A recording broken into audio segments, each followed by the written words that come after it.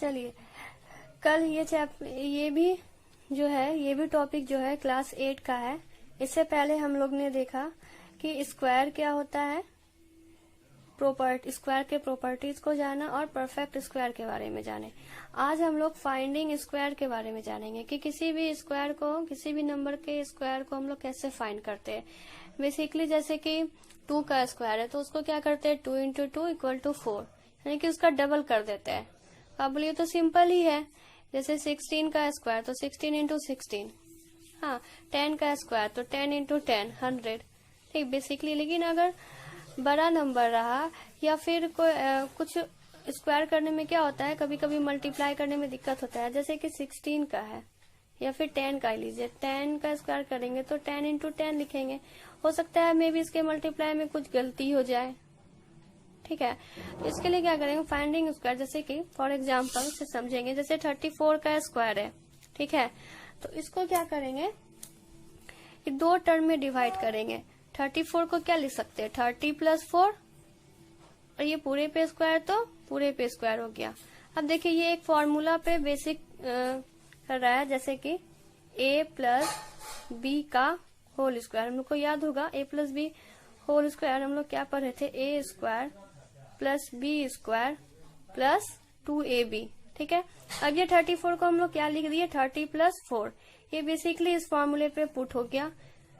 तो a हो गया 30, b हो गया 4, तो क्या लिख सकते हैं, a स्क्वायर यानी कि 30 स्क्वायर, b स्क्वायर यानी कि 4 स्क्वायर प्लस 2, ठीक है, प्लस 2 कर दिए। a क्या है 30, b क्या है 4, तो 30 square plus 4 square plus 2, 30 into 4। अब देखिए 30 का स्क्वायर लिखना बहुत इजीली है। जैसे 3 का स्क्वायर 9 लिख दिए। 0 मीन्स यहाँ पे एक 0 है और यहाँ पे क्या है स्क्वायर, यानी कि डबल 0 हो जाएगा, यानी कि 900। 4 का स्क्वायर 16, 2 इंटू 30 क्या हो गया 60, 60 इंटू 4 240, यानी कि आंसर क्या आया 1156, यानी कि 34 का स्क्वायर क्या हो गया 1156। इसी तरीके से चलिए, इसी तरीके से आप और एग्जांपल लेके पुट करके उसको देख सकते हैं। अब आगे हमारा नेक्स्ट टॉपिक है पैथागोरियन ट्रिपलेट। पैथागोरियन ट्रिपलेट क्या होता है, जैसे फॉर एग्जांपल से समझते हैं।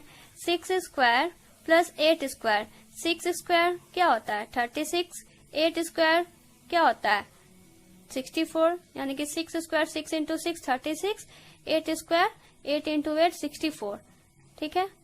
तो प्लस का साइन इन दोनों को प्लस के तो क्या आया 100, और 100 किसका स्क्वायर है तो 10 का। तो 6 square plus 8 square equal to किसका स्क्वायर है, ये 10 का स्क्वायर है। तो इसी को हम लोग क्या बोलते हैं, पैथागोरियन ट्रिपलेट बोलते हैं। इसके लिए जैसे ये तो छोटा नंबर है, ठीक है, छोटा क्या, इस तरीके से आप इसको समझ सकते हैं कि यहाँ पे तो 2 नंबर दिया हुआ था, ठीक है, और हम लोग तीसरा फाइंड किए। अगर कहीं पे हम लोग को एक ही नंबर दिया रहेगा और बोला जाएगा कि 2 और नंबर फाइंड कीजिए, ठीक है, 2 और पैथागोरियन ट्रिपलेट को फाइंड कीजिए, तब उस केस में क्या करेंगे, तो वहां पे एक फॉर्मूला हम लोग पुट करते हैं। तो फॉर्मूला ही समझ सकते हैं। पैथागोरियन ट्रिपलेट में 3 मेंबर होता है, ठीक है, 3 मेंबर्स होते हैं। पहला होता है 2m, दूसरा m स्क्वायर माइनस 1, तीसरा m स्क्वायर प्लस 1, ठीक है। और कोई भी एक नंबर दिया हुआ है, जैसे मान लीजिए 4, ठीक है, एक नंबर आपको दिया हुआ है 4, अभी हम बताया ना। यहाँ पे क्या था कि 2 नंबर दिया हुआ था, हम लोग तीसरा नंबर फाइंड किए थे। यहाँ पे आपको क्या दिया है, एक नंबर दिया, बाकी दोनों नंबर आपको फाइंड करना है।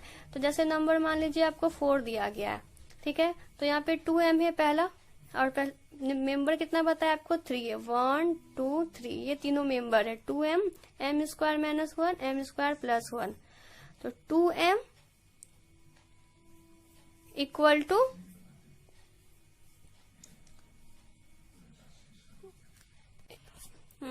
यहाँ पे हम लोग क्या पुट किए, m का हम लोग मान रखे 14, ठीक है, 14। तो यहाँ पहला नंबर क्या है 2m, ठीक है, तो 2m इक्वल टू 14, तो m इक्वल टू क्या हो जाएगा 14 डिवाइडेड बाय 2, तो m का मान कितना आ गया 7, ठीक है। अब सेकेंड मेंबर क्या है m स्क्वायर माइनस 1, तो m का मान तो यहाँ निकल गया, m का मान क्या निकला 7, 7 माइनस 1 मतलब 7 स्क्वायर माइनस 1, 7 स्क्वायर 49 माइनस 1 क्या हो गया 48।